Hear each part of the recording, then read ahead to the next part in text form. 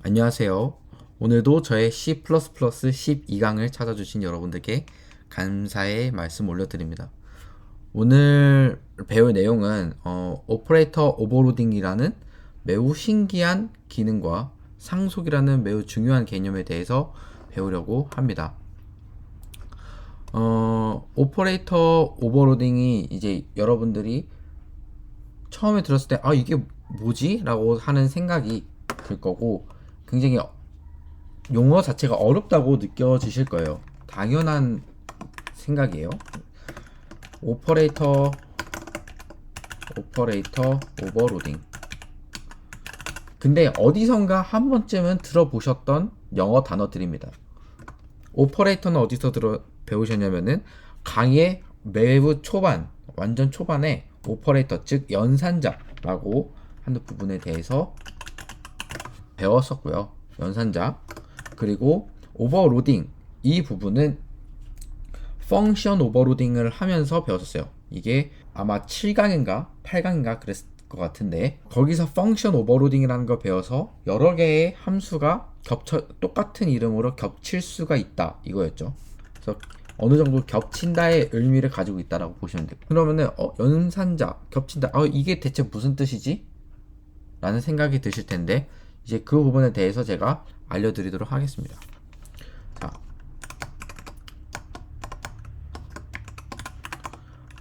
오퍼레이터 오버로딩은 총 3개의 케이스로 나눠져서 사용을 하게 됩니다. 총 3개 파트로 제가 알려드릴 텐데, 첫 번째는 오퍼레이터 오버로딩 베이직 신텍스에 대해서 배울 거고요. 신텍스. 그리고 두 번째는 non member function에 대해서 배울 거고, 그리고 세 번째는 special operators 라고 해서 impossible for non-member function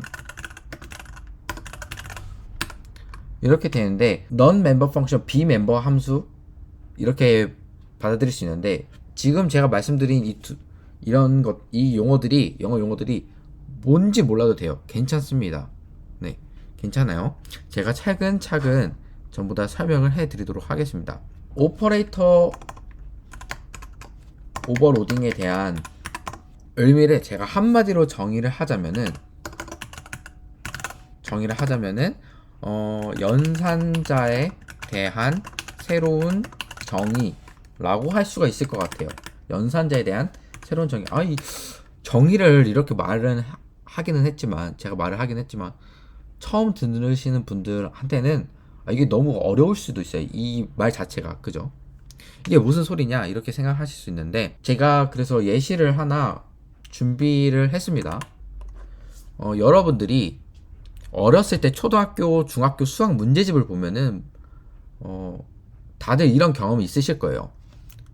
보면은 뭐 A 그리고 동그라미 B는 무엇 어떤 계산 연산으로 정의를 하자라고 했을 때, A 동그라미 A 가로 뭐 동그라미 C 뭐 이런 걸 계산을 해라, 뭐 이런 게 여러분들이 그 초등학교, 중학교 수학 문제집을 풀면서 이런 문제를 보신 적 있을 거예요. 다 이렇게 동그라미 연산을 이렇게 새롭게 정의를 하겠다라고 하는 게 오퍼레이터 오버로딩과 똑같은 개념이에요. 그래서 이 동그라미 연산자를 우리는 뭐 예를 들어서 A 나누기 B 퍼센트로 해버렸는데, 이건 저희 실수. 그리고 나누기 플러스 A 라고 정의를 하자라고 하면은, 이게 말 그대로 오퍼레이터 오버로딩이에요. 우리는 이 동그라미라는 연산자에 대해서 A 나누기 B 플러스 A라고 새롭게 정의를 한 겁니다. 동그라미라는 연산자에 대해서 A 나누기 B 더하기 A라고 새로운 정의를 했기 때문에 이것이 바로 오퍼레이터 오버로딩이다. 사실 오퍼레이터 오버로딩이란 거는 용어만 어렵지 사실 우리 주변에 굉장히 가깝게 있었던 개념인 거예요. 이해가 되시죠? 그래서 여기까지가 오퍼레이터 오버로딩이 무엇인지가 이해가 가셨으리라고 저는 생각이 돼요. 제가 오퍼레이터 오버로딩이 연산 기호를 새롭게 정의하는 거라고 했죠. 연산 기호를 새롭게 정의하는 거라고. 그러면은 여러분들이 한번 그 지금까지 배웠던 연산자들이에는 무엇이 있는지 한번 다시 읊조려 볼 수 있을까요? 저와 같이 함께 가보도록 할게요. 자, 가장 먼저 프리픽스, 포스트픽스가 있습니다. 플러스 마이너스 이런 거 있죠. 그리고 arithmetic 플러스 마이너스 뭐 이런 거 있었어요. 그리고 assignment 이거는 대입 연산자죠. equal 또는 플러스 equal 뭐 이런 것들이요. 그리고 logical 논리 연산자도 있었어요. 그래서 뭐 and나 뭐 이런 것들이 있었고 그 다음에 comparison 있었죠. comparison 비교 연산자는 뭐 less than, greater than 뭐 이런 것들 말하는 거고 그 다음에 bitwise가 있었어요. bitwise 그래서 shift left, shift right 이런 것들 말을 하는 거죠. 이런 연산자들이 있었고 그 연산자들에 대해서 여러분들이 새롭게 정의를 할 수 있다라는 거예요. 그리고 제가 이 부분에 이 연산자도 여러분들이 말을 했다면은 저는 정말 잘했다고 이제 칭찬을 해드리고 싶은데 바로 뭐냐면은 추가적으로 오퍼레이터 오버로딩이 가능한 또 다른 연산자들 이렇게 보시면은 뭐 멤버 액세스라고 하는데 클래스에 대해서 멤버 액세스 이 부분에서 뭐 화살표 같은 것도 있었죠 우리가. 그리고 인덱스로 액세스하는 것도 있었죠. 인덱스. 그리고 우리가 에스터리스크와 앰퍼센드도 있었어요. 앰퍼센드. 그리고 점도 있고요. 그 다음에 화살표로 가서 별표로 가서 하는 것도 있었고 점 그리고 별 이런 식으로 사용을 하는 것도 있고 그리고 또 다르게는 또 다른 연산자가 뭐가 있었냐. 우리가 함수를 사용을 할 때 어떻게 썼죠? 함수를 사용을 할 때는 가로가 있어요. 가로도 있고 그리고 사실은 연산자에는 쉼표도 연산자에 포함이 되기도 합니다. 그래서 이런 여러 가지 연산자에 대해서 우리가 새롭게 정의를 할 수 있다. 이게 오퍼레이터 오버로딩에 대한 가장 간단한 가장 기초라고 생각을 하시면 될 것 같아요. 네, 그러면 이어서 오퍼레이터 오버로딩의 신텍스, 즉 문법을 한번 배워보도록 합시다. 기본적으로 오퍼레이터 오버로딩은 기본적으로 클래스의 멤버 함수 형태로 쓰여야 합니다. 멤버 함수 형태. 그리고 그렇지 않으면은 신텍스 에러가 날 수가 있어요. 그리고 멤버 함수의 형태로 그 형식은 이런 형식에 따르게 됩니다. return type 그리고 오퍼레이터 골뱅이 그 다음에 괄호 열고 닫고 이 안에 argument는 인자를 의미해요. 로스입니다. 이 부분은 정말 잘 기억을 해주셔야 돼요. 잘 기억을 해주셔야 되고 그리고 여기에 있는 골뱅이는 우리가 아까 말했던 이 연산자들이 들어가는 부분이라고 보시면 돼요. 네.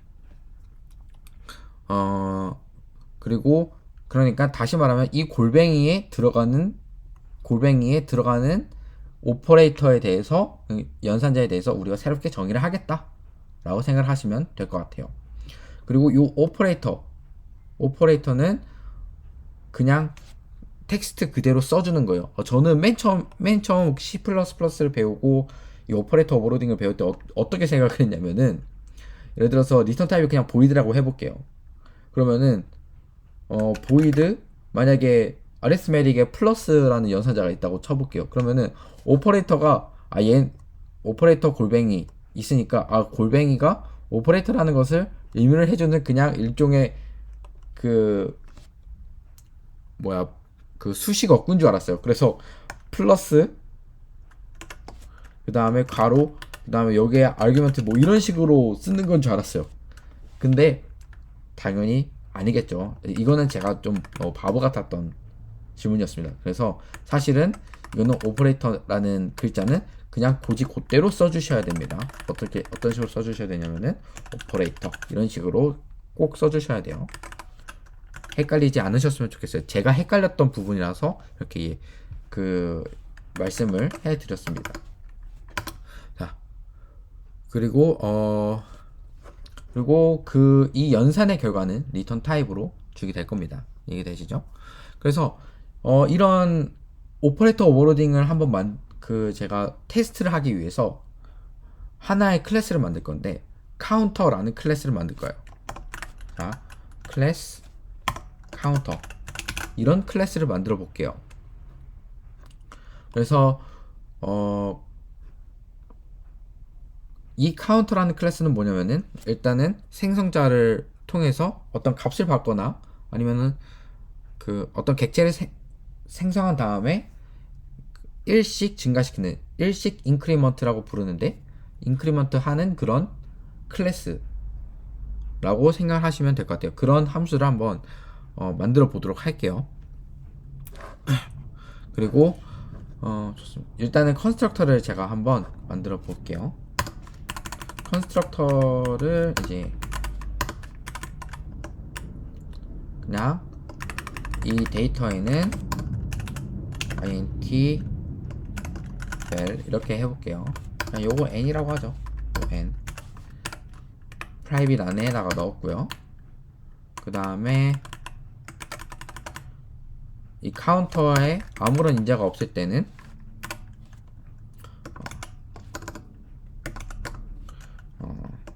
n에 0이라는 값을 집어넣어 주고요. 여기 안에 뭐 어떤 값이 들어온다 라고 하면은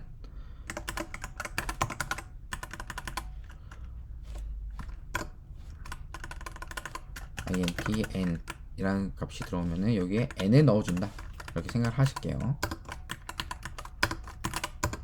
이렇게 해주고, 네, 그 다음에 뭐 추가적으로 필요한 거 뭐 세터와 게터 이렇게 한번 해볼게요. 세터 이런 식으로 하면은 int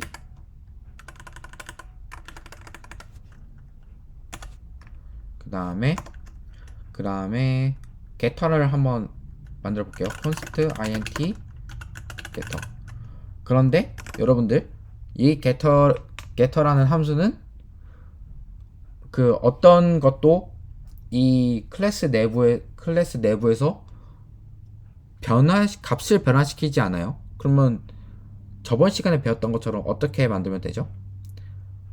이 함수 자체를 const로 만들면 돼요. 그래서 뒤에 const 이렇게 붙여주시면 됩니다. 그래서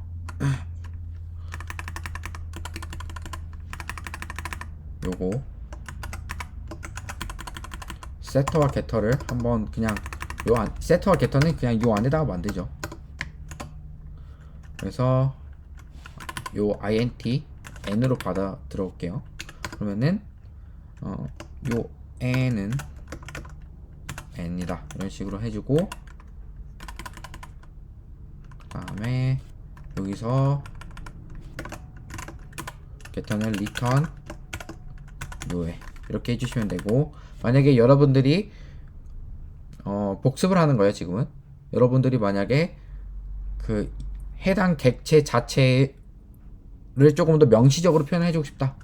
그러면 디스 포인터 넣어주세요. 그리고 여기서도 디스 이런 식으로 넣어주시면 됩니다. 네, 이렇게 됐고 그러면은 그리고 여기서 잠깐 이제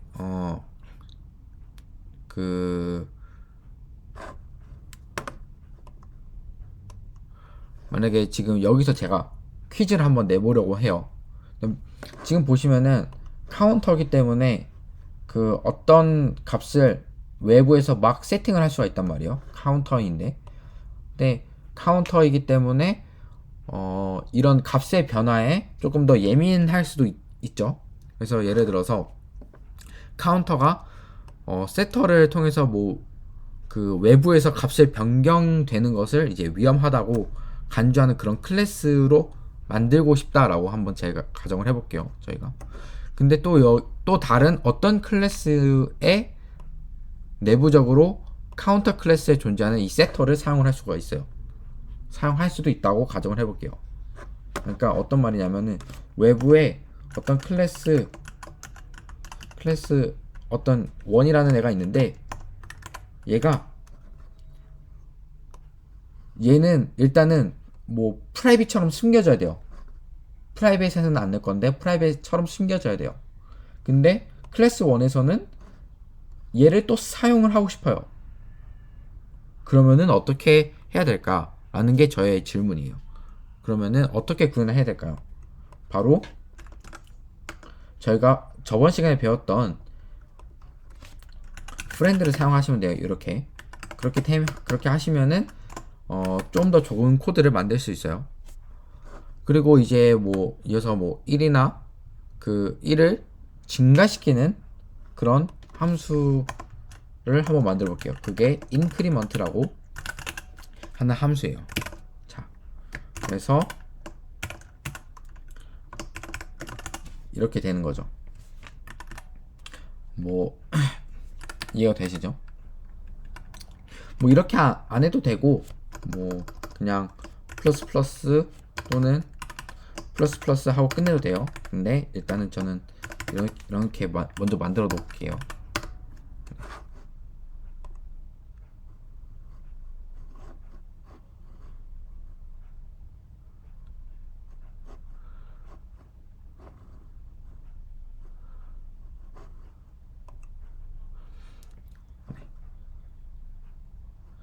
그래서 근데 여기서 지금 문제가 있어요. 뭐 우리가 인크리먼트라는 애를 사용을 할 때는 뭐 카운터에 카운터 이렇게 만들어서 카운터에 닷 인크리먼트 이런 식으로 하겠죠, 저희가.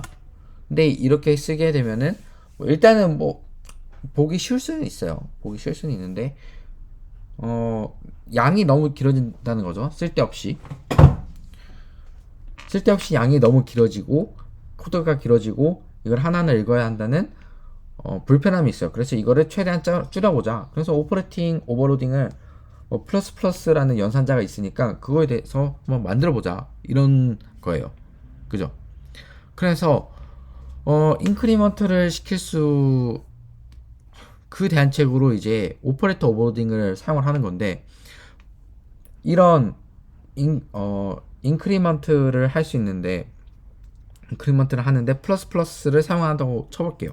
그러면은 거기에 두 가지의 그 오퍼레이터를 오버로딩을 시킬 수 있을 건데 뭐가 있었죠? 플러스 플러스를 두 가지 종류로 어떻게 쓸 수 있었죠? 바로 프리픽스와 포스트픽스입니다. 프리픽스와 포스트픽스. 자, 이해되실 거예요. 그래서 프리픽스는 뭐 플러스 플러스 i 이런 애들이고 포스트픽스는 i 플러스 플러스 이런 애들이에요. 자, 일단 한번 우리가 아까 외웠던 요 형식 있죠? 요 형식을 잘 기억을 해서 저희가 만들어 봅시다. 자, 한번 리턴 타입은 보이드로 해볼게요. 보이드로. 그 다음에 리턴 타입 보이드였고 오퍼레이터는 그냥 그대로 써주고요. 우리가 원하는 애는 뭐였죠? 원하는 애는 그 원하는 연산자는 플러스 플러스예요. 플러스 플러스 이렇게. 자 그렇게 하면은 그런 다음에 얘가 함수임을 알려주기 위해서 가로를 쳐주셔야 됩니다. 이렇게 얘가 함수다 라는 것에 대한 표현이 이렇게 완료가 된 겁니다. 이해가 되셨죠? 그래서 이 내부에서 그래서 n의 플러스는 1 하고서 끝이 나는 거예요. 여기서 이렇게 이해가 되시나요? 그래서 std cout counter dot getter 라고 해보고 한번 이 출력을 해볼게요. 그래서 터미널 뉴 터미널 해주시고 그 다음에 출력을 해보시면은 1이라는 값이 나와요. 0에서 1로 늘어났죠. 1이. 그래서 이런 식으로 인크리먼트를 우리가 만든 거라고 볼 수 있어요. 그죠? 근데 이 인크리먼트 함수를 사용하는 것 대신에 한번 저희가 이 오퍼레이터 오버로딩 한 것을 사용을 해보자고요. 얘는 프리픽스를 의미를 하게 됩니다. 좀 보기 쉽게 이렇게 해드릴게요. 그래서 자 카운터 하고 프리픽스 앞쪽에 플러스 플러스가 붙어야 됩니다. 이런 식으로. 그러니까 이제 오류 메시지도 없고 이제 잘 한번 실행을 해볼게요. 그래도 제대로 동작을 하는 것을 우리가 확인할 수 있어요. 근데 만약에 여기에 이 함수가 없다 라고 한다면은 얘는 에러가 되게 됩니다. 에러가 나게 돼요. 그래서 얘가 바로 오퍼레이터 오버로딩을 해주는 애구나, 얘가 프리픽스를 해주는 애구나를 우리가 알 수 있었던 겁니다. 근데 여기에 안타까운 점이 있어요. 하나 뭐냐면은 예를 들어서 카운터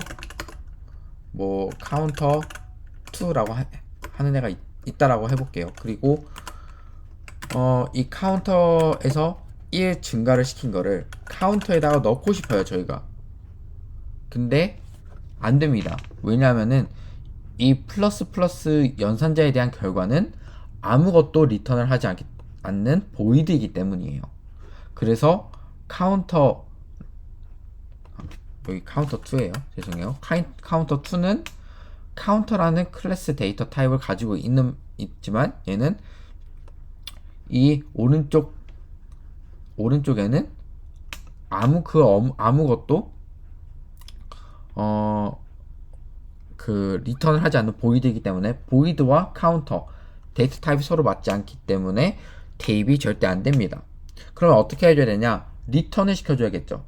누군가는 리턴을 시켜줘야 됩니다. 그래서 그렇게 대입을 위해서 어떻게 만들 수가 있냐면은 카운터 오퍼레이터 플러스 이퀄 1 그런데 잠시만요. 그러면은 이제 리턴을 해야 하는 애가 필요해요. 리턴을 해줄 애가 필요한데, 그러면은 리턴을 어떻게 해줄까 라고 생각을 하냐면은 뭐 여러 가지가 있을 수 있어요. 새로운 카운터 템프라고 한 템프에다가 카운터 이렇게 넣어가지고 이 템프를 넣어서 리턴을 해도 상관이 없습니다. 그렇게 해도 카운터 2의 게터를 사용을 하면은 정상적으로 1이라는 값이 나올 거예요. 이해가 되셨죠? 근데 사실 생각을 해보면은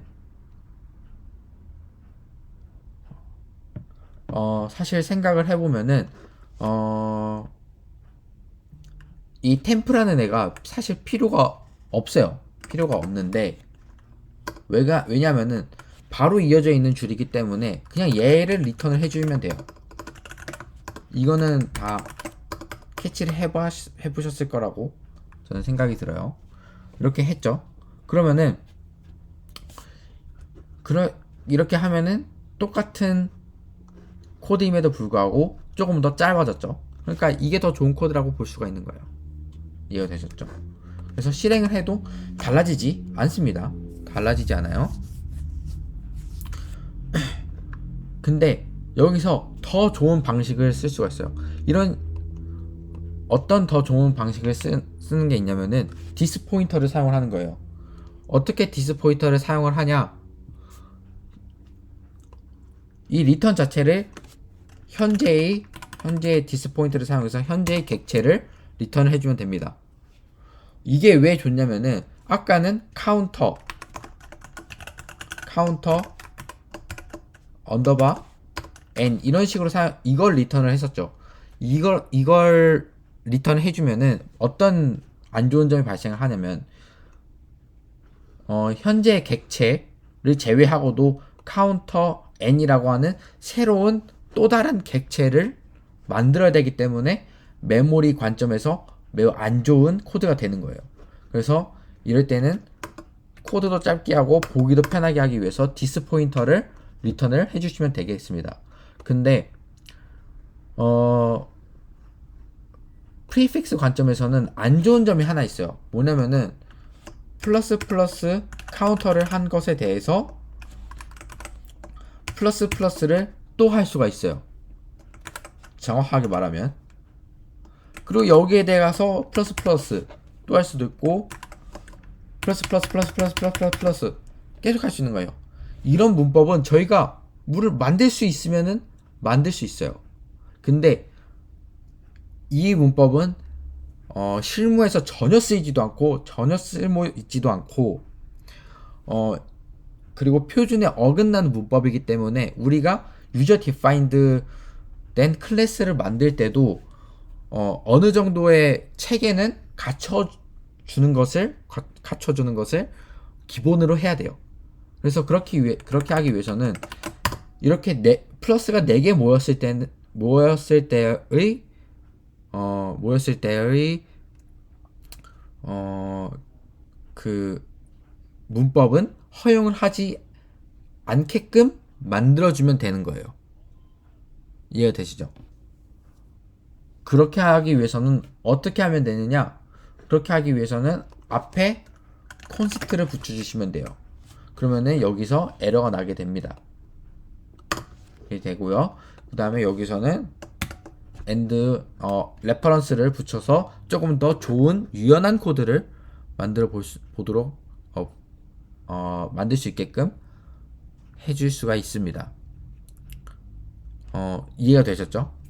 여기 이렇게 하면은 우리가 프리픽스를 정말 잘 만들었구나 라고 말을 할 수가 있습니다. 네. 그 다음에 제가 말씀드릴 부분은 포스트픽스에 대한 부분이에요. 그러면은 포스트픽스는 어떻게 하느냐? 포스트픽스는 i++ 같은 애들이라고 말씀을 드렸죠. 그러면은 포스트픽스를 들어가기 전에 여러분들이 프리픽스와 포스트픽스에 대해서 그 차이를 알고 있어야 돼요. 프리픽스와 포스트픽스는 어떻게 다르냐?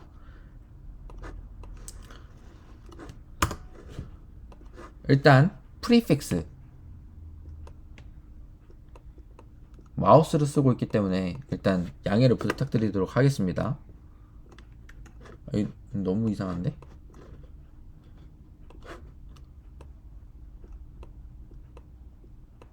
포스트픽스 프리픽스는 뭐냐? 플러스 i 같은 애들. 포스트픽스는 뭐냐? i++ 같은 애들. 자, 이런 애들이 있다라고 해볼게요. i는 어떤 객체라고 하고 어떤 저장 공간, 객체 같은 저장 공간이라고 부를게요. 그러면 얘는 어떻게 해서 리턴을 하느냐? 자, i라고 하는 베리어블이 있어요.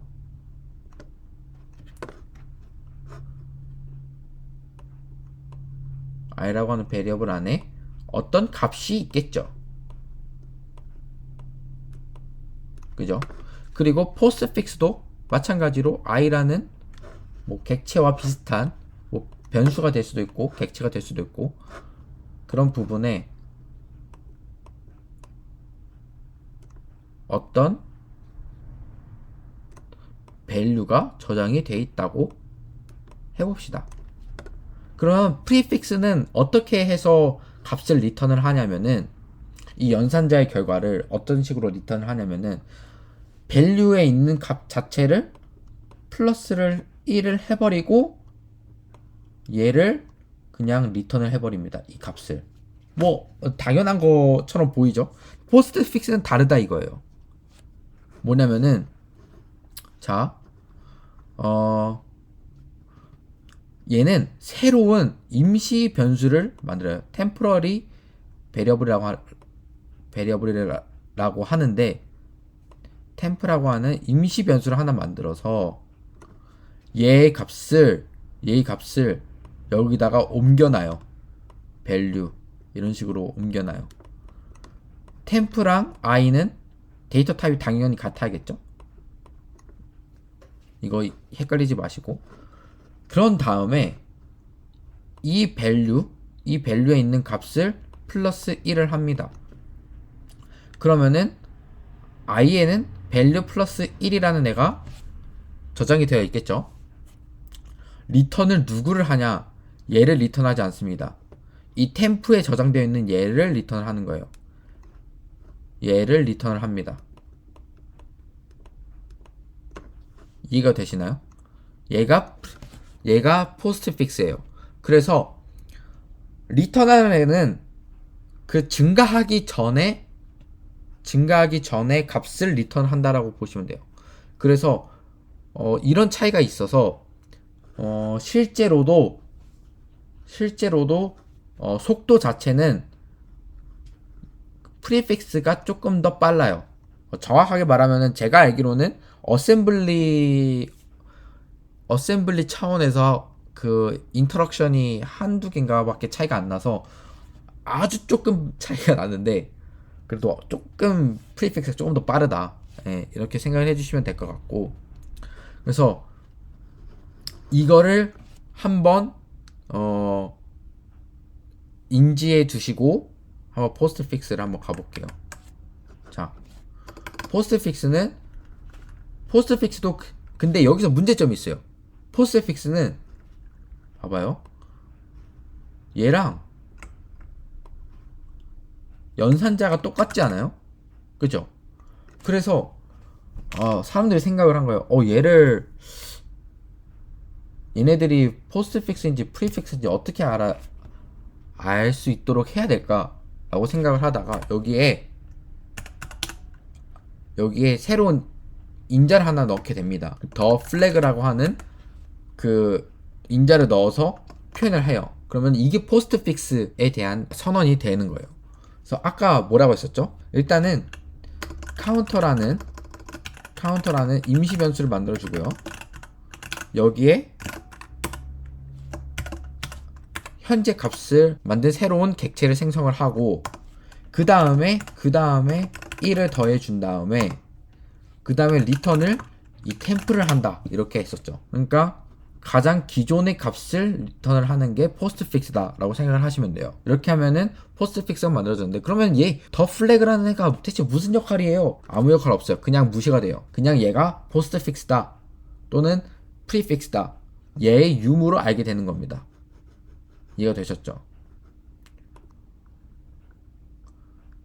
그래서 포스트 픽스를 한번 사용을 해보면은 카운터 플러스 이렇게 사용을 우리가 할 수가 있게 되는 겁니다.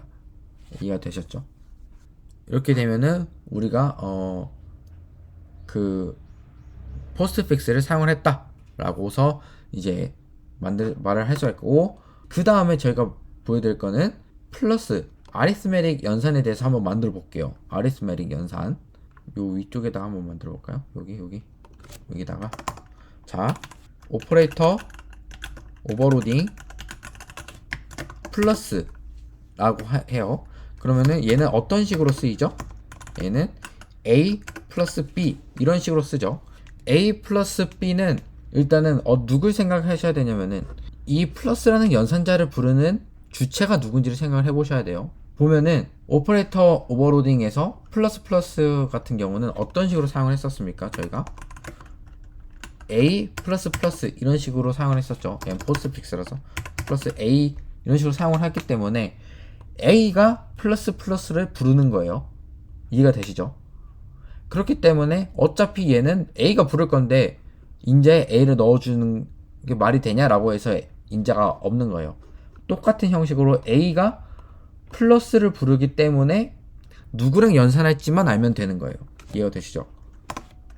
그래서 const 오퍼레이터 카운터 오퍼레이터 플러스 여기서 그래서 우리는 B에 대한 연산자가 인자로 들어가기만 하면 돼요. 즉 플러스에 대한 인자는 B라고요. 오케이? 그래서 카운터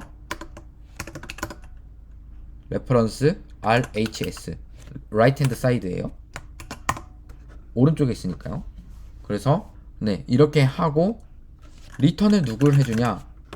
카운터잖아요.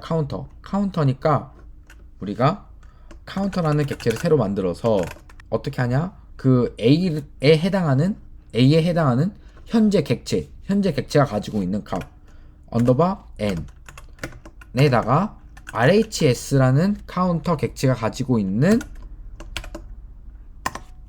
언더바 n이라는 변수 값을 더한 것을 리턴을 해주면 되겠죠. 이해가 되시나요? 뭐 필요하다면은 const 여기다 붙여도 상관이 없습니다. 이해되셨죠? 그리고 뭐 어떤 변수의 값을 변경시키지 않고 새로운 객체를 만드는 거에 해당하기 때문에 조금 더 좋은 코드를 만들기 위해서 const를 붙여도 됩니다. 이런 식으로도 사용을 할 수가 있어요. 자, 카운터 1에는 우리가 5라는 값을 넣었고 카운터 2에는 10이라는 값을 넣었어요. 그래서 우리가 뭘 하고 싶냐? 카운터 1 플러스 카운터 2 한 것에서 getter를 부르면 이 둘이 더해진 15가 출력이 될 거예요.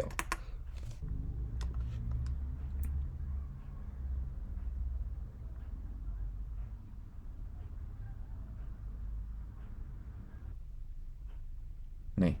그렇게 해서 이제 카운터 함수를 우리가 만들어 볼 수가 있었어요. 자, 그러면 이렇게 해서 뭐 위에 만들었던 우리가 같이 했었던 어사인먼트, 로지컬, 컴패리즌, 비트와이즈 이런 연산자들에서도 추가적으로 다 가능하다는 거예요. 또 멤버 액세스인 이 친구들에 대해서도 다 가능하고요. 이해가 되셨죠? 그래서 우리가 두 번째로 만든 애는 이제 non-member function이라는 거예요. 자, 그러면은 non-member function이 뭐냐? 좀 이상하지 않나요? 근데 항상 멤버 함수와 같은 형식으로 사용을 하게 된다고 제가 했었죠. 근데 이 케이스는 비멤버 함수래요. non-member function 얘는 그죠? 그래서 여기서 제가 퀴즈를 드리려고 해요. 그러면은 그 멤버 함수와 비멤버 함수를 연결을 해야 된다라는 뜻이거든요. 그러면은 이 연결을 할 때 어떤 식으로 연결을 해야 우리가 사용을 할 수가 있을까요? 가 제 질문이에요. 정답은 바로 friend를 사용을 하는 거예요. 비멤버 함수 형식으로 사용을 하려면 자 어떤 식으로 non-member function으로 사용한다라는 의미는 즉 외부에 그 정의를 두겠다라는 뜻이기 때문에 그 friend를 사용을 해서 외부에 있는 함수가 내부로 접근할 수 있게끔 만들어주면은 우리가 성공적으로 할 수가 있다 이런 거죠. 그래서 뭐 이번에는 마이너스 연산을 한번 해볼까요? 그러면은 이제 뭐 이번에는 카운터 오퍼레이터 마이너스라고 해볼게요. 자, 근데 여기서 보시면은 이제부터는 우리가 A-B인데 오퍼레이터 오버로딩을 A-B인데 중요한 거는 우리가 비멤버 함수, 즉 멤버 함수가 아니에요. 멤버 함수가 아니기 때문에 어디에 속한 어떤 객체, 어떤 클래스에 속한 애가 이 오퍼레이터 마이너스를 불렀는지 몰라요. 그쵸? 그러니까 어떤 애가 불렀는지 확실하게 해주기 위해서는 우리가 인자가 한 개가 아니라 두 개를 써야 된다는 거예요. 이해가 되시나요? 그래서 const counter reference LHS, 그러면 const counter RHS 이런 식으로 만들어 볼게요. 그리고 그런데 중요한 거는 우리가 얘를 어떻게 만든다고 했었죠? 비멤버 함수로요. 그러니까 여기에 friend가 붙여야겠죠. friend. 그래서 return이 아니라 얘는 정의는 바깥에서 해줘야 되겠죠. friend 함수이기 때문에. 그래서 얘를 counter 이런 식으로 해서 빼볼게요. 이렇게. 그래서 여기서 정의를 해볼게요. 여기서. 그래서 return을 누가 어떻게 하냐? counter에서 LHS에 n 마이너스 RHS에 n 얘를 리턴을 한다라고 만들어 볼게요. 그러면은 우리가 friend를 통해서 비 멤버 함수가 아닌 외부에 있는 외부 함수 형태로 비멤버 함수 형태로 우리가 오퍼레이터 오버로딩을 만들게 된 거예요. 자, 그러면은 아까 우리가 일반적으로 비멤버 함수면은 비멤버 함수라고 한다면은 그냥 일반적인 외부 함수라고 생각한다면은 얘 자체가 함수 이름이거든요. 그러니까 우리가 이렇게 써볼 수도 있는 거예요. 자, cout. 자, 오퍼레이터 여기 아래 있는 거 지울게요. 오퍼레이터 마이너스에 카운터 1과 카운터 2를 넣어버리자. 그리고 여거에서 get를 한번 넣어서 빼볼게요. 그러면은 어떻게 될까? 이거를 한번 생각을 해보시면은 얘는 당연히 얘도 가능하다는 거예요. 마이너스 5가 나올 거예요. 이렇게 마이너스 5가 나오죠. 그러면은 오퍼레이터 마이너스를 항상 쓰는 게 과연 좋을까? 라는 생각을 하셔야 되는데 당연히 근데 이게 의미 없는 질문이 뭐냐 하면은 이렇게 friend 함수를 사용을 해서 non member 함수 형태로 사용을 할 수 있는 건 사용을 하게 되면은 얘는 일반적으로 말 그대로 오퍼레이터 오버로딩이 돼서 그냥 일반적으로 마이너스 이런 식으로 사용을 해도 가능하다라는 거예요. 이런 식으로. 이해되셨죠? 그래서 해보시면은 마이너스 5가 그대로 나오는 것을 우리가 확인을 할 수가 있었어요. 자, 이해되시죠? 그리고 이렇게 하면은 우리가 friend 함수를 통해서 비멤버 함수 형태로 사용을 한다는 것을 말을 할 수가 있어요. 그래서 non member 함수 형식으로 사용을 한다는 것은 다시 한번 말씀드리자면은 오퍼레이터 마이너스 카운터 1 카운터 2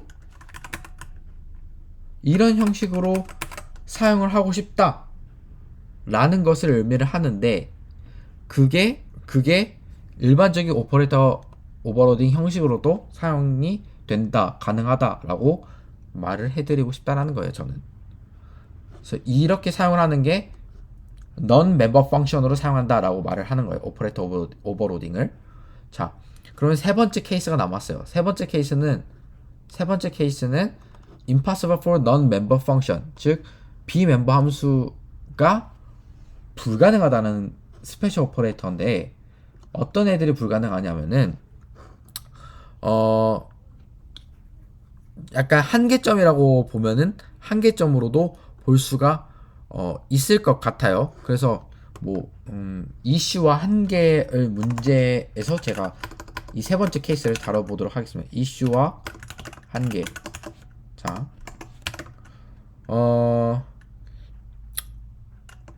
괄호, 그 다음에 대괄호, 그 다음에 멤버 액세스하는 화살표, 그 다음에 어사이먼트, 이퀄에 대한 이퀄의 그 연산자들은 non 멤버 펑션이 불가능하다. 즉 friend를 써서 사용을 하는 그런 외부에서 정의하는 것 자체가 불가능하다는 거예요. 그래서 그 다음에 built-in, 그래서 이 부분이 제가 말씀을 드리려고 했던 세 번째 케이스에 해당을 되는 겁니다. 그래서 built-in 데이터 타입, 즉 내부 정의된 내부 정의된 자료형들, 뭐 인티저나 플로트나 캐릭터나 이런 애들은 오버로딩이 불가능하다. 네, 우리가 만드는 새로운 클래스에 대해서만 가능하다는 뜻이에요. 그리고 새로운 연산자를 만들어 낼 수 없다. 이게 무슨 소리냐? 우리는 지금까지 C++ 언어에서 허용되는 연산자에 대해서 새롭게 정의를 했어요. 근데 새로운 연산자를 만들 수 없다라는 것은 무엇을 의미하냐면은 곱하기 이런 식으로 파이썬을 사용해 보신 분들은 이게 제곱인데, 이렇게 C++ 언어에서는 제곱을 위해서 곱하기 이렇게 안 되고 math.h 또는 cmath라는 라이브러리를 include해서 거기서 사용을 했어야 됐거든요. 또는 직접 만들던가 함수를.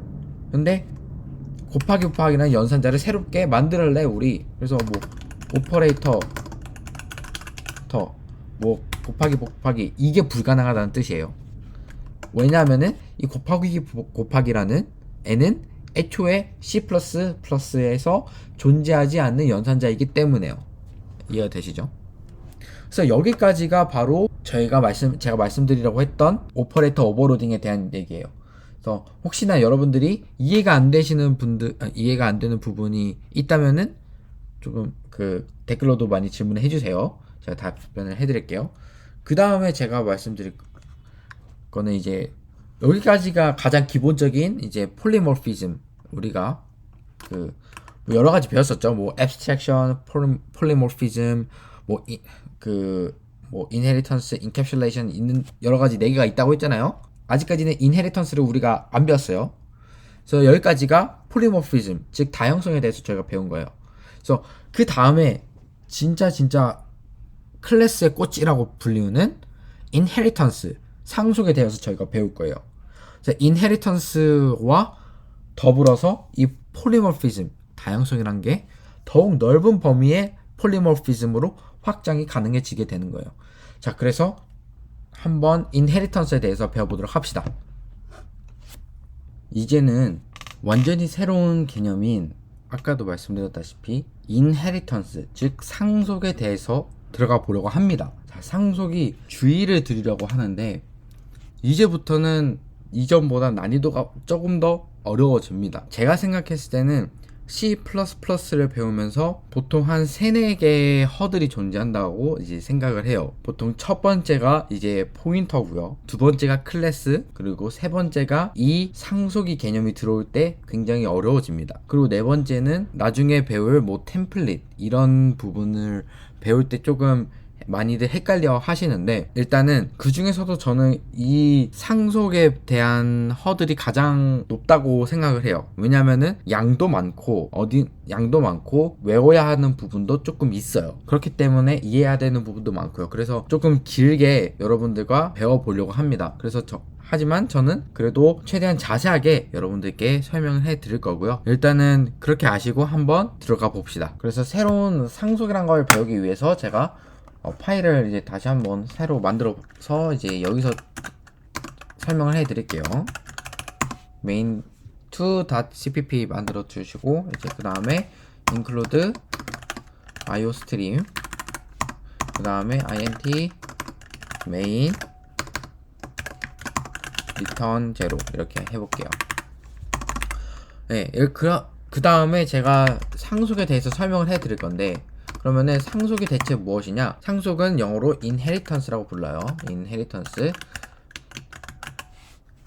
그 다음에 상속이고, 그 다음에 상속이란 것은 말을 한국말로 생각했을 때 여러분들이 어떤 느낌이 드시냐면은 이제 뭔가를, 어떤 재산을 상속받는다, 어떤 뭔가를 물려받는다, 약간 이런 느낌이 들죠. 당연히 컴퓨터 이 C++에서도 마찬가지라고 생각하시면 됩니다. 어떤 클래스의 속성, 특징을 물려받는 거라고 생각하시면 돼요.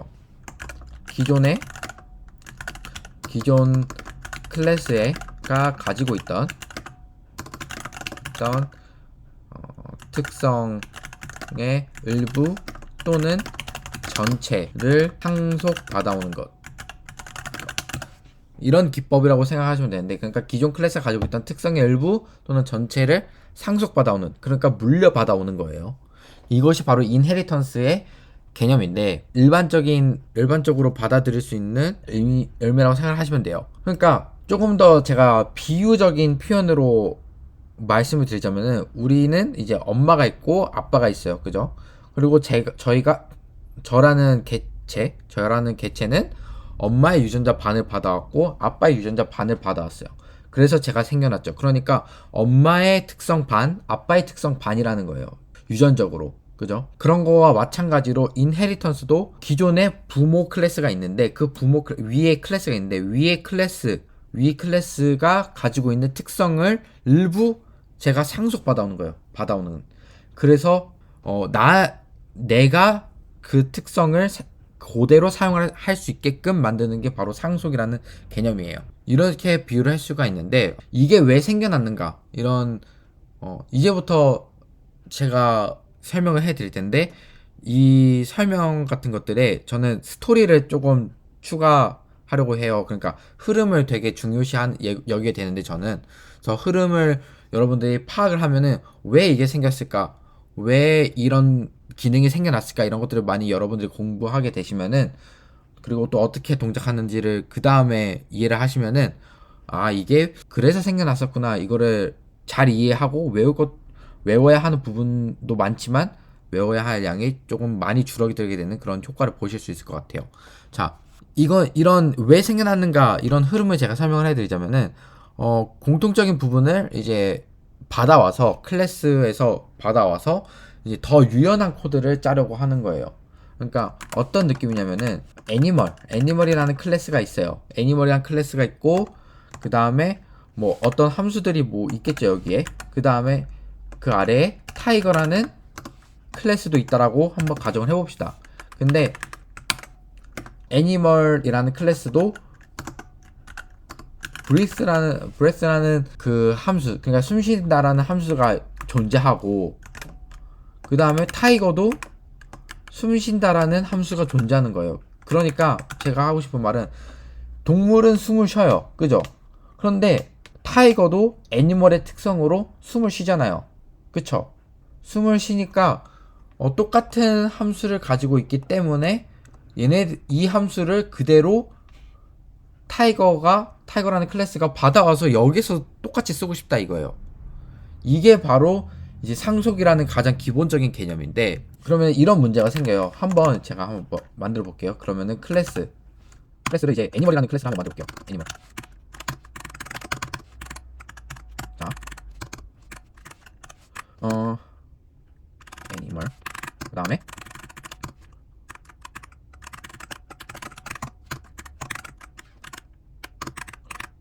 그 아래 클래스 타이거라는 클래스를 한번 만들어 보도록 할게요.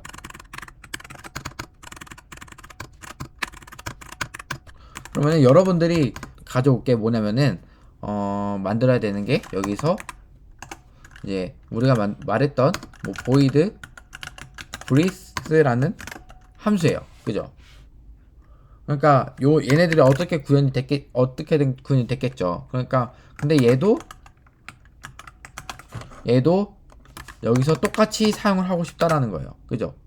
근데 여러분들이 만약에 상속을 해서 그냥 이 함수를 받아온다라고 쳐볼게요. 여러분들이 타이거 클래스 입장에서 생각을 해봐요. 그러면은 얘를 프라이빗에 넣어야 돼요? 아니면은 퍼블릭에 넣어야 돼요? 이게 굉장히 헷갈리실 거예요. 근데 보면은 애니멀 함수에는 퍼블릭에 있어요. 퍼블릭에 있어서 얘도 퍼블릭에 있어야 되지 않을까요? 라고 생각할 수도 있고, 또는 이렇게 말을 할 수도 있어요. 근데 브리스라는 거는 가장 생물이 살아가는 데 있어서 가장 기본적인 동작이기 때문에 굳이 퍼블릭 외부로 외부에서 보이게 할 필요가 없다. 그냥 자동적으로 돌아가게 하려고 프라이빗에 넣어도 되게 괜찮을 것 같은데 라는 거예요. 그러니까 굳이 이 위쪽 클래스에서 퍼블릭에 있었다고 해서 이 아래로 상속받을 클래스가 퍼블릭에만 있으란 법은 없다라는 거예요. 그럼 어떻게 하느냐? 그렇게 해서 생긴 것이 이제 그리고 그냥 이렇게만 타이거 이렇게만 하면은 또 그냥 일반 클래스 하나만 생성을 한 거예요. 애니멀이라는 클래스와 타이거라는 클래스가 전혀 따로따로 놀고 있는 거예요.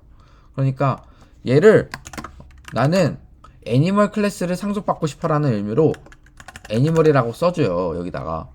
그런데 얘를 이렇게 해주면 상속이라는 의미거든요. 근데 조금 더 정확하게 어떤 접근 권한을 가진 상태로 접근을 받을 거냐, 받을 거다라고 하는 거로 이제 액세스 스페시파이어, 즉 액세스 컨트롤 이거를 추가를 해주는데, 그게 바로 이런 퍼블릭, 프라이빗 이런 애들을 추가를 해주는 거예요. 여기다가 얘를 퍼블릭으로 받아오는 상속 받은 거라고 생각하시면 돼요. 그래서 퍼블릭에 있는 애들을 퍼블릭으로 상속을 받으면은 기존에 부모 클래스에서 있던 애들은 부모 클래스에서 퍼블릭에 있던 애들은 퍼블릭에 있는 효과를 주게 됩니다. 이런 효과를 줘요. 근데 만약에 여기서 얘가 프라이빗이다. 그러면은 얘는 이렇게 프라이빗에 있는 효과를 주게 됩니다. 그러면 이게 어떻게 동작하느냐, 이것도 논리가 있을 건데, 네, 있습니다. 액세스 스페시파이어, 즉 액세스 컨트롤을 그냥 접근 권한을 컨트롤하는 그 부분에 있어서는 하나를 더 말씀드리고 제가 설명을 해 드릴게요. 자, 지금까지는 제가 프라이빗, 퍼블릭만 배웠었어요. 그쵸? 자, 지금까지는 저희가 퍼블릭, 프라이빗만 배웠었어요. 그죠? 근데 클래스 1강에 제가 말씀을 드렸을 때 액세스 컨트롤은 총 3가지가 있는데 한 가지는 제가 말씀을 안 해드릴게요. 지금 필요 없는 거기 때문에 말을 안 해드릴게요 했어요. 그죠? 그게 뭐냐? 바로 프로텍티드예요. 프로텍티드. 자, 보호가 된다는데 이게 무슨 의미냐? 바로 상속한 클래스까지는 접근이 가능해요. 접근 가능. 하지만 외부에서는 접근이 불가능합니다. 이게 무슨 소리냐? 만약에 이 브레스라는 애가, 일단 여기는 퍼블릭 쳐줄게요. 그러면은 얘가 만약에 프로텍티드다 그러면은, 그리고 여기는 퍼블릭으로 해볼게요. 퍼블릭. 그러면은 여기가 프로텍티드고 이제 브레스라는 함수가 프로텍티드 안에 있다. 그러면은 타이거라는 클래스 안에서는 브레스를 어떤 식으로 받아오냐면은 얘를 상속시켜요. 대신에 어떻게 하냐? 외부에서는 상속시킨 애를 못 가져오도록 막아버려요. 그러니까 이 브레스가 퍼블릭에 있는 게 아니고 프라이빗에 숨겨진 효과를 내는 거예요. 외부에서. 이게 무슨 소리냐? 되게 어려우실 텐데, 무슨 소리냐면은 이 상속받은 이 클래스끼리는 서로 소통하는 게 가능하다라는 거예요. 근데 외부는 단절시킨다. 이게 프로텍티드거든요. 그래서 프로텍티드는 그래서 이제 접근 권한을 설정을 할 때 범위를 보통 어떻게 설명하냐면은 private이 가장 좁고 protected가 그 다음으로 넓고 그 다음에 public이다 라고 보통 설명을 합니다. 이거 되시나요? 네. 그래서 제가 말씀드렸죠. 그래서 protected라는 애는 상속이라는 개념이 없으면은 애초에 의미가 없는 애예요. 상속한 클래스에서 의미가 생겨요. 그래서 상속한 클래스가 없다. 그러면은 여기는 의미가 없고 그냥 외부에서만 접근이 불가능해요. 얘는 뭐예요? 그냥 프라이빗이에요. 그래서 클래스 예를 들어서 클래스 my 클래스 그리고 여 안에 protected int variable 얘가 1로 해볼게요. 그러면은 이제 my 클래스 mc my 클래스 이렇게 변수를 하나 선언했어요. 그러면은 이 mc라는 변수에서 protected를 접근을 할 수 있느냐? 접근이 불가능해요. 보시면은 액세스 할 수 없습니다. 이렇게 나오죠. 액세스 할 수 없습니다. 이게 무슨 의미냐? 그냥 프라이빗이랑 똑같아요. 그냥 일반적인 그냥 싱글 클래스 하나로만 쓰면은요. 이거 되시죠? 그래서 이런 것들을 이게 바로 프로텍티드인데 그래서 이제 외부에서는 이제 프라이빗이나 마찬가지고 이제 상속 클래스 내부에서는 뭐 퍼블릭으로 동작한다 이런 식으로 생각을 하시면은 조금 더 쉬울 것 같아요. 그래서 조금 더 제가 쉽게 설명을 해드리기 위해서 이 예제를 가져왔는데 그래서 뭐 int variable 그래서 일반적으로 이렇게 앞쪽에 언더바를 써주게 되면은 외부에서 보이지 않는 애들이다라는 의미로 사용이 된다라고 생각을 하시면 돼요. 자, 이거는 제가 보여드리려고 했고 variable이고 그래서 지금 public, private, protected 3개의 액세스 컨트롤을 저희가 배웠어요. 그러니까 여기 위에 public,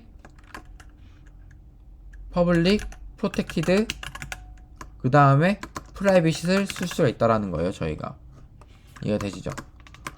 그러면은 이렇게 variable 이렇게 3총사가 있어요. 저희 variable 3총사가 있는데 그러면은 얘를 private로 상속을 받았을 때 또는 public으로 상속을 받았을 때 protected로 상속받았을 때 얘네들을 각각 어떤 타입에 있는 거로 가져올 것이냐가 문제인 거예요. 그러면은 여러분들이 만약에 프라이빗을 뭐 프로텍티드로 상속을 받았다 뭐 이런 식으로 했을 때 여러분들 같은 경우는 어떻게 받아올 것 같아요? 이걸 한번 생각을 해보시면 당연한 건데 이거는 집합의 개념으로 생각을 하시면은 얘가 퍼블릭이 가장 넓고 프로텍티드가 그 다음으로 넓고 프라이빗이 가장 좁잖아요. 그러니까 어차피 프라이빗의 입장에서는 퍼블릭의 영역까지 허용할 수 있는 권한이 애초에 없어요. 그러니까 퍼블릭은 프라이빗이면 이 가장 좁으니까 그냥 교집합인 영역으로 그냥 줄어들게 되는 거예요. 그렇게 생각하시면 돼요. 그래서 교집합으로 그냥 줄어든다라고 생각하시면 돼요. 제가 이걸 그림으로 설명을 해드릴 텐데 일단은 이렇게 클래스 하나가 있어요. 이런 클래스 이렇게 있고 얘가 한번 페런트라고 해볼게요. 그리고 보통 상속하는 클래스를 보통 페런트 또는 베이스 클래스라고 부르게 됩니다. 그리고 상속받은 클래스를 차일드 클래스 또는 derived 클래스라고 불러요. derived 이거 D입니다. D 그 다음에 derived 에서 derived 클래스라고도 부르게 됩니다.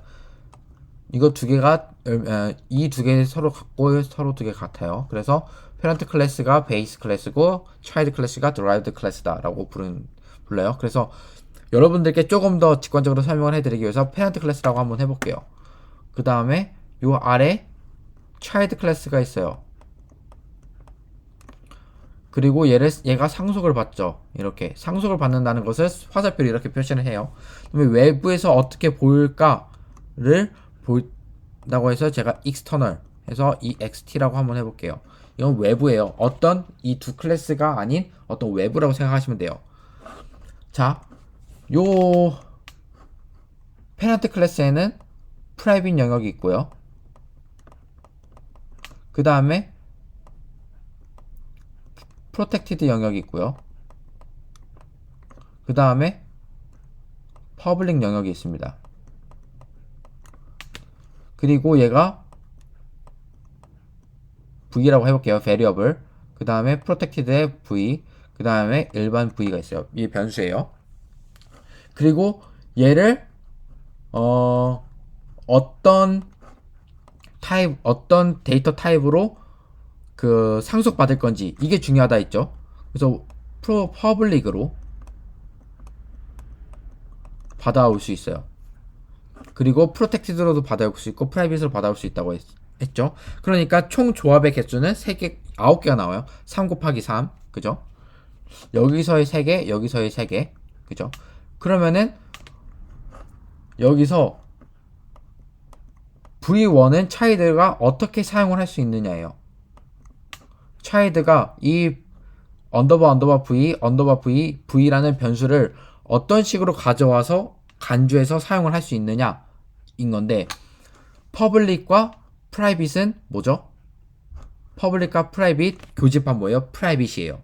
그러니까 더 좁은 걸로 줄어든다고 생각하시면 돼요. 그래서 프라이빗이에요. 그러니까 프라이빗은 페런트에 있어요. 페런트는 뭐죠? 페런트 입장에서는 차일드는 외부에 상대적으로 상속 받긴 했지만 상대적으로 외부기 때문에 프라이빗이기 때문에 얘는 애초에 차일드가 사용을 할 수 없어요.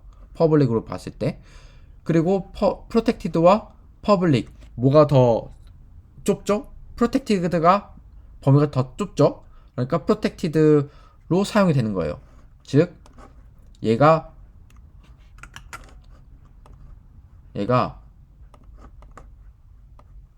프라이빗이긴 하지만 사용이 불가능한 애고, 얘가 프로텍티드로 간주를 하게 되는 거예요. 이 프로텍티드 안에 있다고 간주하는 거예요. 이 언더바 V는. 그래서 차일드가 얘는 사용을 할 수가 있어요. 그리고 얘는 퍼블릭이 되겠죠. 당연히 퍼블릭과 퍼블릭이니까. 퍼블릭과 퍼블릭. 프로텍티드와 퍼블릭은 여기로 가는 거고. 그래서 얘도 사용이 가능합니다. 그러면 외부에서 얘네들이 사용을 가능한지가 중요해져요. 그죠? 아까 뭐라고 했죠? external에서 child 뭐 x는 child 이렇게 사용을 했다고 해볼게요. 그러면 x라는 애는 접근을 어디까지 할 수 있어요? x 언더바 v x 언더바 v x v 이 세 개가 있을 건데, 보면은 애초에 차일드는 언더바의 v를 쓸 수 없기 때문에 애초에 얘는 접근이 불가능해요. 그죠? 근데 언더바 v는 보시면은 언더바 v를 가볼까요? 언더바 v 어디에 있죠? 바로 이쪽 프로텍티드에 있어요. 프로텍티드는 외부에서 접근이 가능하다고 했습니까? 불가능하다고 했죠. 그래서 얘도 안 됩니다. 그리고 x.v 접근이 가능할까요? 퍼블릭이니까 외부에서 접근이 가능합니다. 이렇게 되는 거예요. 이해가 되셨죠? 이게 진짜 그럴까? 라고 한번 생각을 하시고 저희가 한번 클래스를 한번 만들어 보자고요. 그래서 클래스 이제 여기서 페넌트라고 해볼게요. 그래서 사실 상상자 뭐 필요가 일단은 네. 여기다 지울게요. 그리고 프라이빗 프로텍티드 퍼블릭 있어요. 그 다음에 여기에 int 언더바 v 이렇게 해볼게요. 그 다음에 여기는 0, 그 다음에 여기는 1, 그 다음에 여기는 2라고 한번 제가 만들어 보겠습니다. 그 다음에 이거 죄송해요. 그리고 여기를 지워볼게요. 그리고 클래스 child라는 클래스를 만들어서 얘를 뭐로 받냐면은 퍼블릭으로 받아볼게요. 그 다음에 퍼블릭이고 그 다음에 누구로부터 상속을 받냐면은 페런트라는 클래스부터 상속을 받아요. 그죠? 그다음에 그렇게 됐을 때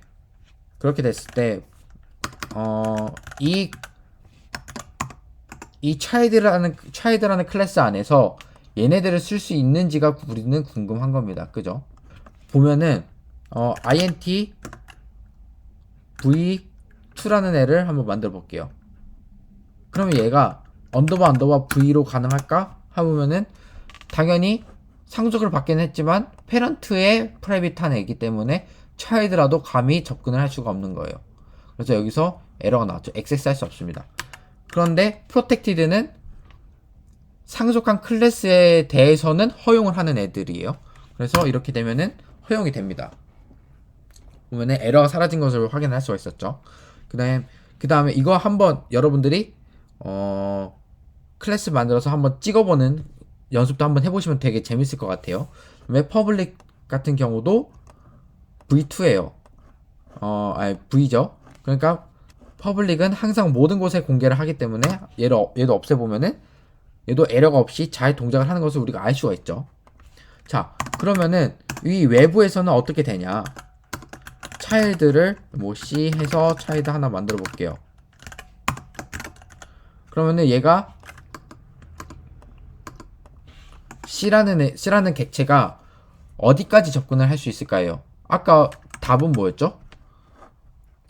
X 언더바 V는 접근이 불가능하고 언더바 V는 접근이 불가능하고 그냥 V는 접근이 가능하다 했어요. 퍼블릭으로 공개된 애만 접근이 가능한 거예요. 그러니까 어떻게 된 거냐면은 얘네들이 그냥 그대로 쏙 내려왔다고 생각을 하시면 돼요. 이렇게 이해되시죠? 이게 이렇게 이것과 동일한 효과를 가져온다고 생각을 하시면 되는데, 그러니까 차이드 C라는 객체 입장에서 언더바 V라는 애가 접근이 가능하겠어요? 프로텍티드인데 여기 불가능하겠죠? 그래서 V 하면은 당연히 안 되게 되는 거예요. 접근 불가능해요. 그 다음에 언더바 당연히 안 됩니다. 애초에 존재하지 않는 애예요.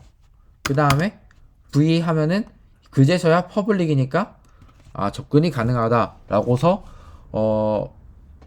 이제 이렇게 에러가 사라지는 것을 확인할 수가 있죠. 그러면은 이것을 프라이빗과 프로텍티드에 대해서 하면 어떻게 될까를 생각을 해봅시다. 자, 여기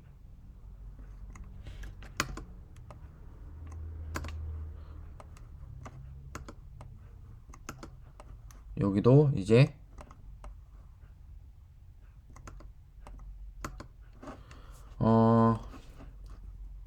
얘를 만약에 프로텍티드라고 해볼게요. 프로텍티드로 가지고 왔다. 프로텍티드로 상속을 했다. 라고 하면은 프라이빗과 프로텍티드 누가 더 좁아요? 프라이빗. 그래서 얘는 프라이빗이 됩니다. 그러면은 언더바 V 프로텍티드와 프로텍티드 똑같죠. 프로텍티드예요. 그 다음에 프로텍티드와 퍼블릭 누가 더 좁죠? 프로텍티드가 더 좁죠. 얘 프로텍티드예요. 그죠? 그 다음에 그렇게 되면은 이제 외부에서 접근을 할 수 있는 애가 딱 보이죠. 프라이빗에 있는 애 애초에 차이드에 존재하지 않는 애가 돼버린 거예요. 여기가 프라이빗이었으니까 애초에 여기가 정확하게는 얘가 아예 생성이 되지 않는 애라고 생각하시면 됩니다. 프로텍티드 차이드가 프로텍티드 안에 있어요.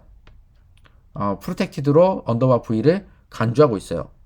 그러면은 외부에서 언더바 V 불가능하죠. V도 프로텍티드로 간주해요. 얘도 안 되는 거예요. 이해가 되시죠? 그러면은 접근이 아예 밖에서 불가능해요. 그러면은 이제 프라이빗이라고 해볼까요? 프라이빗이라고 하면은 똑같이 프라이빗인데 페런트가 프라이빗이었으니까 언더바 v에 대해서 언더바 v는 똑같이 아예 없는 취급을 당하게 됩니다. 차일드에서는. 그리고 상속될 때 언더바 v와 v는 가장 작은 프라이빗으로 간주가 되는 거예요. 그러니까 외부에서도 당연히 둘 다 접근이 불가능하겠죠. 이렇게 바라보셔야 하는 겁니다. 이해가 되시나요? 그래서 총 9개 케이스에 대해서 저희가 확인을 했어요. 제가. 그래서 한번 프로텍티드를 한번 제가 봐볼게요. 그러면은 프로텍티드. 그러면은 프라이빗은 애초에 못 내려옵니다. 여기로 못 내려와요. 그 다음에 여기에 대해서만 이 부분만 이 차이드로 상속이 될 수 있는데 어떻게 상속이 돼서 내려오냐? 어떻게 돼서 상속이 돼서 내려오냐? 가장 좁은 영역인 가장 좁은 권한 범위인 프로텍티드로 이렇게 들어오게 된다는 거예요. 이거와 똑같은 효과를 가지고 오게 된다는 거예요. 차일드 클래스는. 즉 V도 접근을 못하고 프로텍티드니까 언더바 V도 접근을 못하게 되는 거예요. 이게 되시죠? 그럼 프라이빗은 어떻게 되냐? 프라이빗도 마찬가지로 얘가 프라이빗이 되는 거예요. 그죠? 그래서 얘도 똑같이 접근이 불가능해요. 그러면은 얘가 그럼 프로텍티드가 이제 외부에 대해서는 똑같은데 프라이빗이랑 프로텍티드랑 똑같은 거 아니에요? 라고 생각하실 수가 있어요. 당연히 그러실 수 있는데 다릅니다. 어디가 다르냐면은 바로 얘네들을 여러 번 상속을 시킬 때 그 의미가 생겨요. 예를 들어서 클래스 그랜드 차일드라고 해볼게요. 그 다음에 얘를 퍼블릭으로 하고 얘가 차일드를 상속을 한다고 해볼게요. 그러면 어떤 문제가 생기냐면은 얘는 언더바 V와 V를 사용을 하고 싶어요. 그랜드 차일드는. 근데 차일드에서는 프라이빗이 되어버렸기 때문에 더 이상 상속이 되지 않습니다. 얘네들은. 이해가 되셨나요? 그래서 얘를 만약에 프로텍티드로 한다면은 얘가 프로텍티드가 되기 때문에 여기서 접근이 가능한 거예요. 여기서. 이해가 되시죠? 여기서 사용이 가능한 거예요. 그래서 퍼블릭 그러니까 똑같이 얘가 이렇게 상속이 돼서 내려온 것과 동일한 효과를 주게 된다라는 거예요. 그래서 int v3는 이제 이런 식으로 접근이 가능하게 되겠죠. 그래서 이럴 때 프로텍티드가 유용하게 사용이 된다라는 거예요. 이해가 되시죠? 이 부분은 당연히 안 되겠죠. 프로텍티드니까. 네. 이때 프로텍티드가 유용하게 사용이 된다. 네. 그래서 그러면 이 프로텍티드는 왜 쓰는가에 대해서 이렇게 제가 설명을 많이 해드렸고, 그리고 추가적으로 부모 클래스 입장에서는 상속된 클래스에서는 사용이 되어야 하지만 외부에서는 사용이 되면 안 되는 케이스에서 이렇게 사용을 하게 됩니다. 이해되셨죠? 네. 그 다음에 제가 말씀드리려고 하는 게 뭐냐면은 이제 컨스트럭터와 디스트럭터예요. 저희 컨스트럭터, 디스트럭터 생성자, 소멸자 배웠는데 왜 또 상속에 와서 또 배우는 거예요? 라고 생각을 하실 수 있어요. 그렇죠. 지겹죠. 솔직히 말을 하면은. 네, 근데 어쩔 수가 없는 게, 이 부분이 상속에 대한 이슈와도 연관이 될 수가 있기 때문에, 꼭 배우셔야 하는 중요한 부분이에요. 자, 뭐냐면, 다시 제가 얘네들을 지운 다음에, 클래스, 이번에는 베이스라고 한번 해볼게요. 베이스. 그 다음에 더라이브드라고 해볼게요. 그래서, 이제, 퍼블릭, 그 다음에, 이제 생성자가 있겠죠. 그 다음에, 이제 소멸자가 있을 거예요. 그 다음에 여기서 std, cout, 여기서, 베이스 컨스트럭터라고 해보고, 출력을 해주고요. 그 다음에, 여기서 std, cout, 소멸자에서, 베이스, 디스트럭터라고 한번 제가 실행해볼게요. 그 다음에, 여기서 클래스, 그 다음에, 더라이브드라는 클래스를 어떤 식으로 상속을 받을 거냐면은, 퍼블릭으로 상속을 받을게요. 그 다음에, 이 퍼블릭은, 이제, 퍼블릭에서는 더라이브드 클래스에 대한 생성자가 존재하겠죠. 그래서 얘를 가져올게요. 그래서 여기는 드라이브드 됐고, 그 다음에 드라이브드, 그 다음에 소멸자도 이렇게 한번 만들어 줘볼게요. 네, 이렇게. 여기서 베이스 이거 빼먹겠네요. 베이스랑 클래스 상속 받아야겠죠. 이렇게 만들어놨는데, 예를 들어서 베이스라는 애로 변수 하나를 만들고 객체 하나를 만들고 실행을 시켰다고 해볼게요. 그러면은 베이스가 베이스가 아니라 드라이브드죠.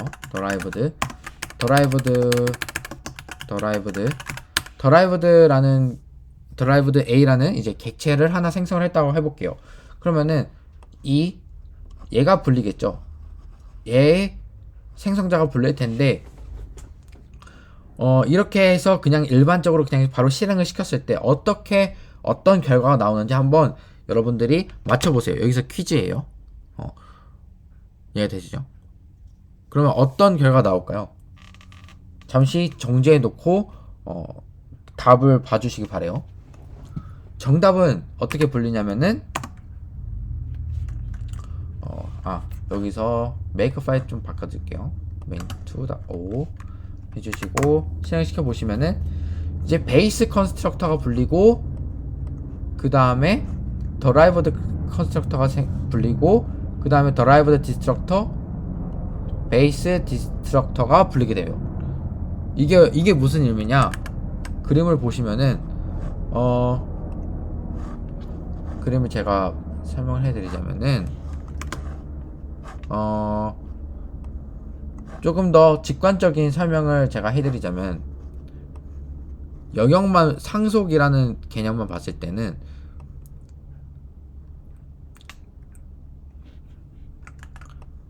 차일드 클래스가 조금 더 넓어요. 그리고 이 안에 페런트 클래스가 존재하는 형태예요. 즉 차일드를 생성을 시키려면은, 차일드라는 객체를 생성시키려면은 안쪽까지 들어가서 페런트라는 객체를 어떤 메모리를 생성시켜 줘야 되는 거예요. 그러니까 생성자가 안쪽부터 만들어서 나와야 되는 거죠. 이해가 되시죠? 그래서 베이스부터 불리고 그 다음에 더라이브드가 불리는 형태를 띄고 있습니다. 첫 번째 뭐냐면은 드라이브드만 불린다라는 게 아니고, 드라이브드 생성자만 불린다는 게 아니고, 드라이브를 통해 안쪽으로 베이스 상속 클래스의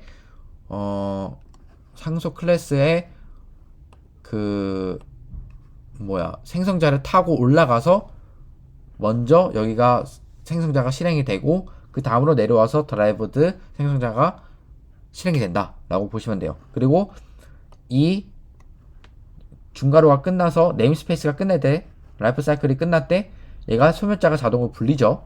자동으로 불릴 때는 그 먼저 나와 있는 애들을 먼저 사용을 하는 애들을 이제 제거해 나가야 되기 때문에 드라이브드 애들부터 없애기 시작을 한다. 이게 무슨 소리냐면은 마치 스태커랑 좀 비슷해요. 그래서 여기에 하나를 끼워 넣어요. 이게 생성자예요. 뭐예요? 이게 페런트. 그 다음에 또 하나를 끼워요. 얘가 차일드. 그 다음에 디스트럭터, 이게 컨스트럭터가 불릴 때 이렇게 돼요. 그 다음에 디스트럭터 같은 경우는 먼저 위에 생성되어 있는 애들을 제거해 줘야 된다고요. 그러니까 컨스트럭터를 이제 차일드의 메모리 영역부터 없애줘야 돼요. 그래서 차일드부터 빼고, 그 다음에 그 다음으로 페런트를 뺀다 라고 생각하시면, 여러분 스태커 같은 그 메모리 구조를 띄고 있기 때문에 이런 식으로 동작을 하게 된다라고 보시면 될 것 같아요. 네. 그런데 문제는 언제 발생을 하냐면은 이럴 때 발생을 해요. 베이스 클래스가 나는 생성자에서 intA라는 인자를 필요로 해 라고 말을 할 때가 문제가 돼요. 그러면은 왜 문제가 되냐, 얘는 어떤 데이터 타입으로 얘는 뭐냐면은 가장 얘의 문제점이 뭐냐면 얘가 타고서 생성자를 베이스 클래스에 생성자를 타고 올라가야 되는데 어디로 올라가야 되는지 모르는 거예요. 왜냐하면은 기본 생성자가 없기 때문에. 기본 생성자가 뭔데요? 기본 생성자가 바로 아무런 인자가 없는 생성자를 바로 의미를 해요. 이렇게 되면은 에러가 사라지기는 합니다. 네. 그러면은 반대로 얘가 없고 드라이브드에 얘가 인자가 필요해요. 어떻게 될까요? 얘도 실행이 되긴 합니다. 여기에 넣어주면은 실행이 되긴 합니다. 근데 어떤 차이점이 있느냐? 자, 이렇게 한번 볼게요. 두 개의 동시세 어디를 찾아간지 한번 봅시다. 1, 2 이렇게 해볼게요. 실행시켜 주시면은 드라이버드에는 컨스트럭터 1번이에요. 이 베이스 컨스트럭터 1번을 찾아갔죠. 지금 여기서 이게 무슨 소리냐면은 얘가 드라이브드 클래스에 인자가 아무리 있다고 하더라도 있던 무조건 기본 생성자부터 찾아간다는 소리예요. 근데 여기서 의문점이 들 거예요. 나는 여기서 드라이브드 클래스에서는 기본 생성자를 이용하더라도 베이스 클래스 생성자는 인자 있는 애를 사용을 시켜버리고 싶은데 라는 그런 필요 상황이 생길 수 있어요. 당연하죠. 드라이브드에서는 그냥 기본 생성자 쓰고 싶고 베이스 클래스에서는 이 생성자를 쓰고 싶어요. 인자가 있는 애들. 그러면 어떻게 해주냐? 인자가 있는 생성자 지정을 해줄 수가 있거든요. 어떻게 하냐면은 그거를 콜론 베이스 1 이런 식으로 지정을 할 수가 있어요. 우리가. 또는 만약에 여기가 intn이었다. intn으로 받는 애다. 그러면은 여기에 n을 넣어도 되겠죠. 근데 이거 어디서 많이 본 것 같지 않나요? 이런 형식 바로 어디서 나왔냐면은 얘네들이 어디서 나왔냐면은 바로 뭐가 비슷하냐면은 생성자에서 이제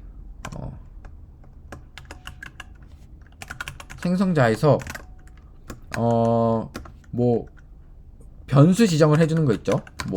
베리어블 1 이런 식으로 우리가 지정해줬던 거 있잖아요. 이거랑 똑같다고 보시면 돼요. 이해가 되셨죠? 그래서 베이스 n 이 베이스 컨스트럭터 2부터 불리고 그 다음에 내려와서 이 뒤쪽 드라이브드 컨스트럭터가 불리게 된 겁니다. 이해가 되시죠? 한번 실행을 해볼게요. 그러면은 베이스 컨스트럭터 2가 불리고 그 다음에 드라이브드 컨스트럭터가 불리게 되는 상황이 발생을 한 거에 된 거예요. 그래서 이렇게 아무런 것 없이 상속이 됐는데 아무런 드라이브드 클래스에 즉 상속된 클래스에 생성자가 아무런 지정자 없이 아무런 페런트 클래스에 어떤 생성자를 거치라고 아무런 지시 없이 이런 식으로 있는 거를 우리는 뭐라고 부르냐면은 implicit 암묵적이다, 암시적이다 라고 해서 implicit case라고 부르게 되고요. implicit constructor 이런 식으로 부르게 되고 그 다음에 이런 식으로 베이스 intn 이런 인자를 가진 컨스트럭터를 페런트 컨스트럭터를 찾아가라 라고 페런트의 생성자를 지정을 해주는 것을 우리가 implicit의 반대말인 explicit case라고 부르게 됩니다. 네, 이해가 되셨죠? 그래서 이런 부분이 있어서 중요한 거예요. 그래서 페런트 생성자를 우리가 지정을 할 수가 있었다라는 것이 굉장히 중요한 부분이 될 것 같아요. 네. 그래서 그 다음에 이렇게 우리가 만든 경우에는 그 다음에 또 하나의 문제점이 발생을 할 수가 있어요. 이게 무슨 소리냐면은 이렇게 사용을 하는 경우가 있거든요.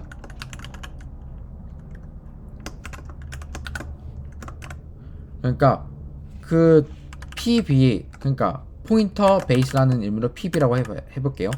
그래서 포인터 베이스 타입이에요, 여기는. 그리고 new 했는데 여기가 어떤 타입이냐면은 여기를 derived 타입이라고 해요. 이런 식으로 사용을 하는 경우를 한번 우리가 생각을 해볼게요. 그래서 일단은 여기가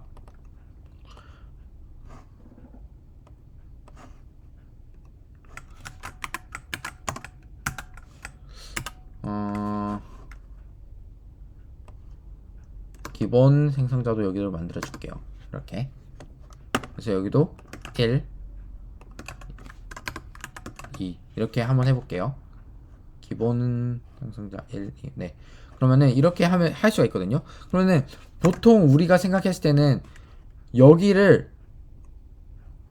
베이스로 해서 맞춰주던지 드라이브로 맞춰주던지 이렇게 생각을 할 것 같잖아요. 그죠?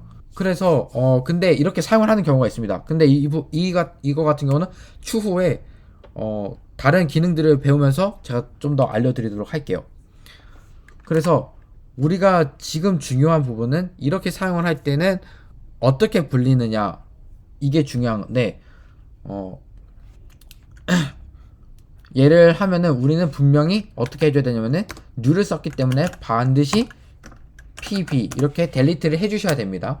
그죠? 그러면은 이렇게 그냥 실행을 했을 때는 어떻게 생성자가 불리고 소멸자가 불릴까요?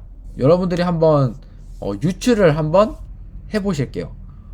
멈추시고 그래서 한번 실행을 해보시면은 어떻게 나오냐? 디스트럭터가 안 불렸어요. 컨스트럭터는 베이스와 드라이브드 불렸어요. 근데 디스트럭터가 안 불렸어요. 디스트럭터가 베이스밖에 안 불렸어요. 드라이브드가 안 불렸다고요. 그래서 얘가 PB가 베이스 타입인 거지 드라이브드까지 가지고 있는 건지는 모르는 거예요. 그러니까 얘가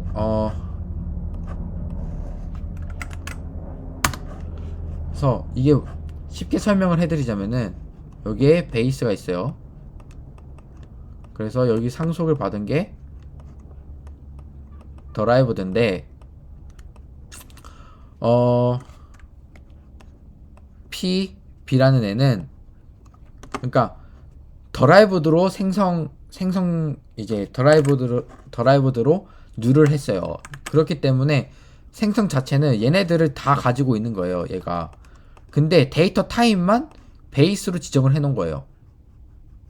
데이터 타입만.